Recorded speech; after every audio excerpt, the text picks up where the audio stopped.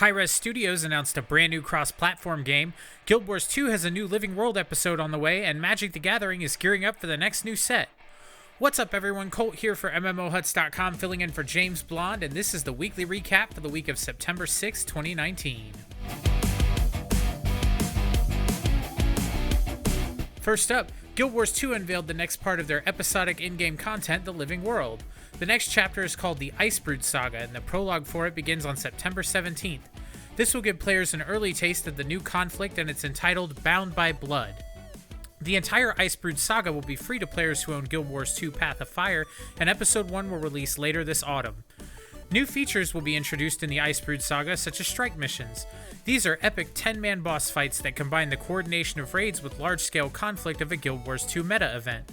New bosses will populate Grothmar Valley and the northern Shiver Peaks, such as the newly awakened Drakkar. This was first seen in the original Guild Wars. New masteries will also be available in Episode 1 and Episode 2 that reflect the history and influence of the Spirits of the Wild. That's not all though. ArenaNet announced that Heart of Thorns, the game's first expansion, will be free to all players who purchase Path of Fire starting this week.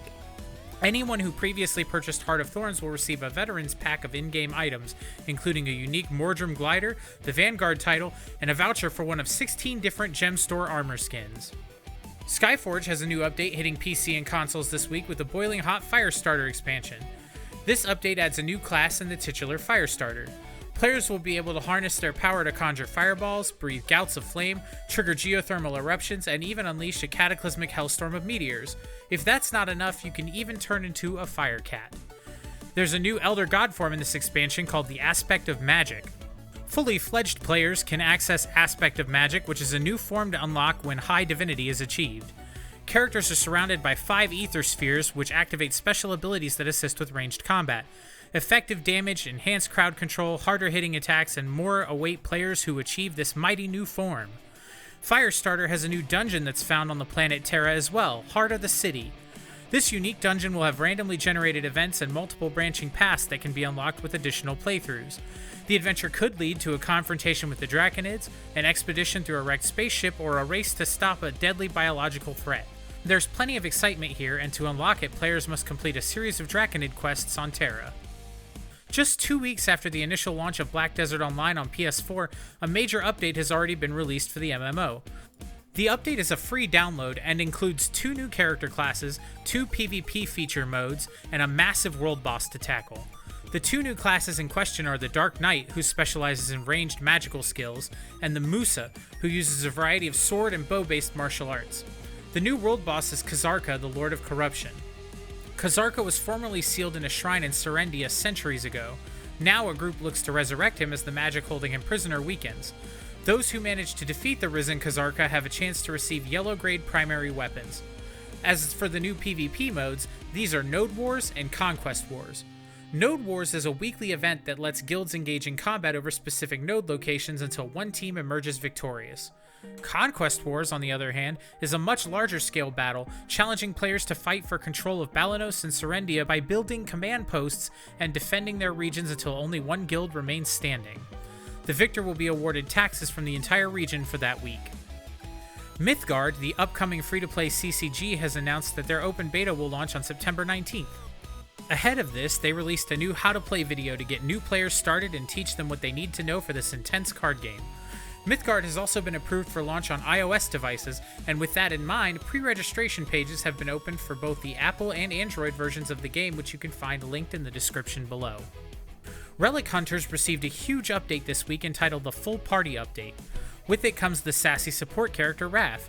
Raph is the party engineer who can support her teammates and dole out damage with her powerful Keytar.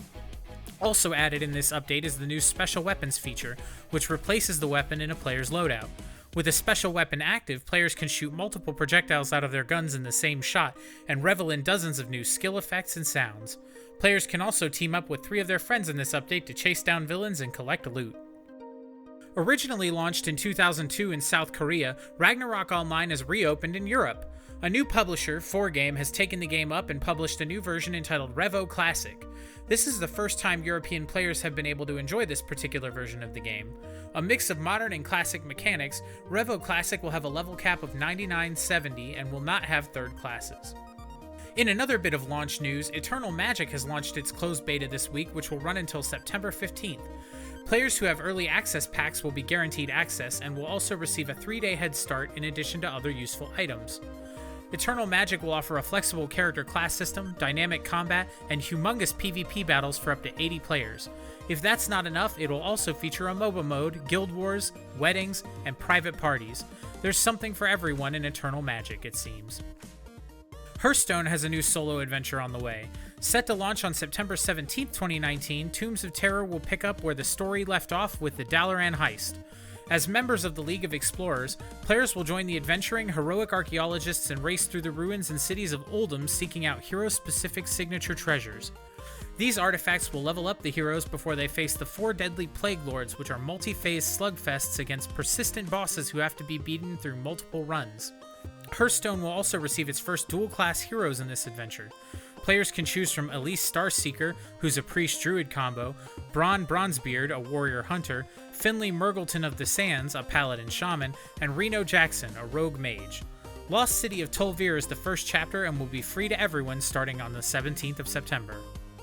A major update for Conqueror's Blade went out this week as they gear up for the upcoming Season 1 Seize the Crown expansion.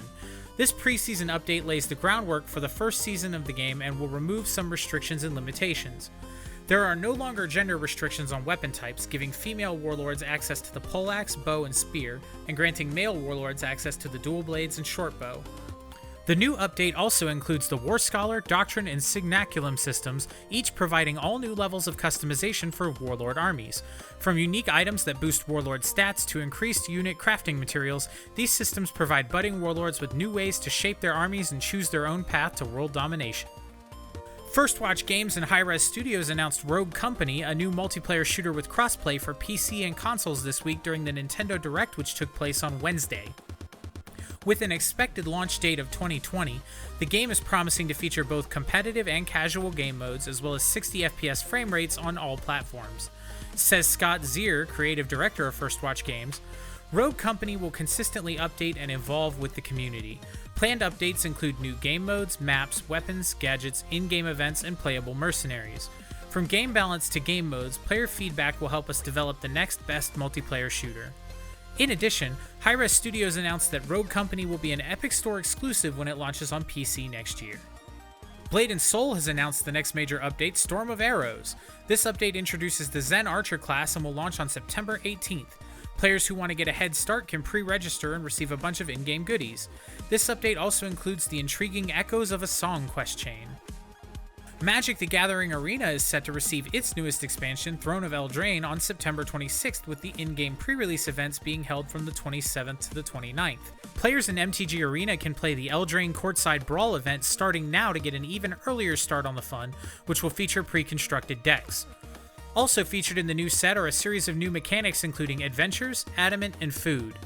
Wizards of the Coast released a series of videos each detailing how one of these mechanics works, which I highly recommend you watch if you're a fan of Magic. Finally, Jason had a chance to sit down with the developers of Closers to talk about the game's newest character, the Girl with Two Souls, Seth. Fans of Closers should use the link in the description to click over to MMOHuts.com and check out the full interview.